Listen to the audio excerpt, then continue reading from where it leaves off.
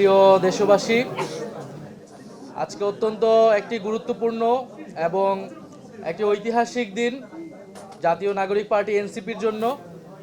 কারণ আজকের এই দিনে জাতীয় নাগরিক পার্টি এনসিপির আসন সমঝোতায় প্রার্থীগণ তারা নমিনেশন জমা দিয়েছেন সারা বাংলাদেশে। আরও একটি কারণে এই দিন আজ ঐতিহাসিক হয়ে থাকবে, বিশেষভাবে গুরুত্বপূর্ণ হয়ে থাকবে জাতীয় নাগরিক পার্টি এনসিপির ইতিহাসে। কারণ আপনারা দেখতেই পাচ্ছেন যে আমার বাম পাশে বসে আছেন জনাব আসিফ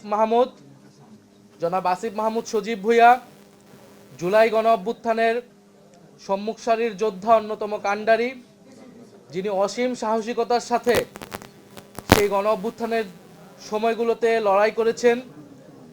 মার্চ টু ঢাকা আসার কর্মসূচি যার মুখ থেকে ঘোষণা হয়েছিল এবং এই গণ অভ্যুত্থান পূর্ববর্তী সময়েও বিশ্ববিদ্যালয় জীবনে যিনি ফ্যাসিবাদের বিরুদ্ধে ছাত্রদের পক্ষে সবসময় লড়াই করেছিলেন। গণ অভ্যুত্থান পরবর্তী সময়ে অন্তর্বর্তীকালীন সরকারের দুটি অত্যন্ত গুরুত্বপূর্ণ মন্ত্রণালয়ের তিনি অত্যন্ত দক্ষতার সাথে এবং সফলতার সাথে পালন করেছেন। গণ অভ্যুত্থানের আকাঙ্ক্ষা বাস্তবায়নে সরকারের ভেতর থেকে চেষ্টা করেছেন। উনি পদত্যাগ করেছেন সরকার থেকে।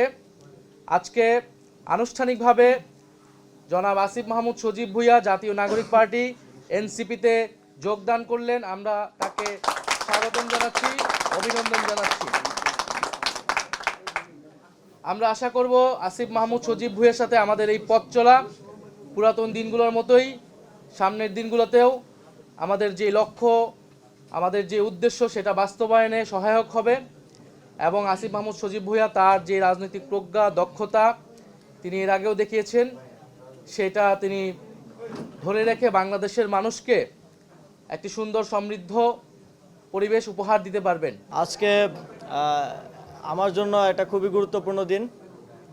অনেকগুলো গুরুত্বপূর্ণ সিদ্ধান্ত আজকে হয়েছে এবং আপনারা ইতিমধ্যে জাতীয় নাগরিক পার্টির সম্মানিত আহ্বায়কের পক্ষ থেকে জানতে পেরেছেন।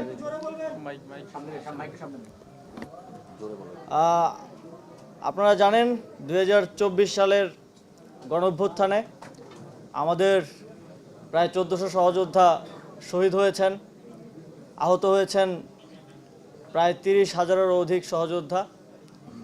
বাংলাদেশের ইতিহাসে অত্যন্ত গুরুত্বপূর্ণ একটি ঘটনা হয়ে থাকবে এই গণঅভ্যুত্থান, যে গণঅভ্যুত্থানের মধ্য দিয়ে একটা দীর্ঘ ফ্যাসিবাদী শাসনের পতন হয়েছে এবং তারপর আমরা নতুন বাংলাদেশ বিনির্মাণের যেই পথ চলা, সেই পথ চলায় অগ্রসর হচ্ছি।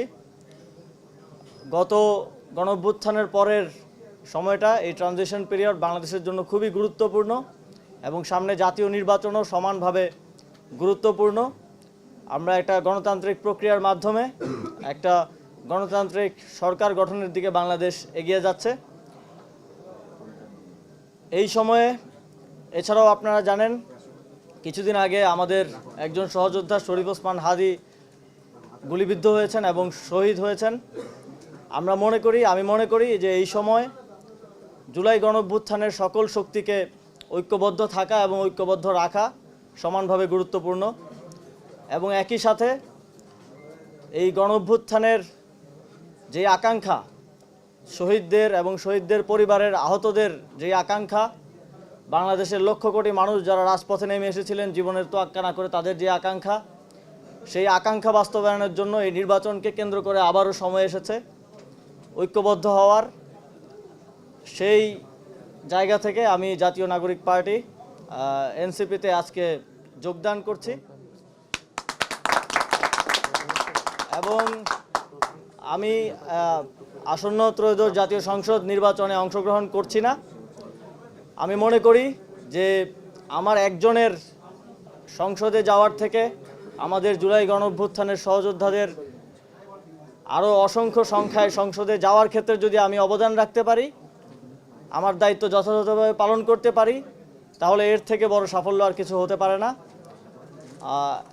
এবং এই নির্বাচনে যেহেতু আজকে যেই নমিনেশন জমা দেওয়ার শেষ দিন ছিল, সবাই নমিনেশন জমা দিয়েছেন, আমরা প্রত্যাশা করি খুবই সুষ্ঠু এবং নিরপেক্ষতার সাথে, কোনো ধরনের হানাহানি ছাড়া আমরা এই গণতান্ত্রিক উত্তরণকে সফলতার সাথে বাংলাদেশ অতিক্রম করতে পারবে।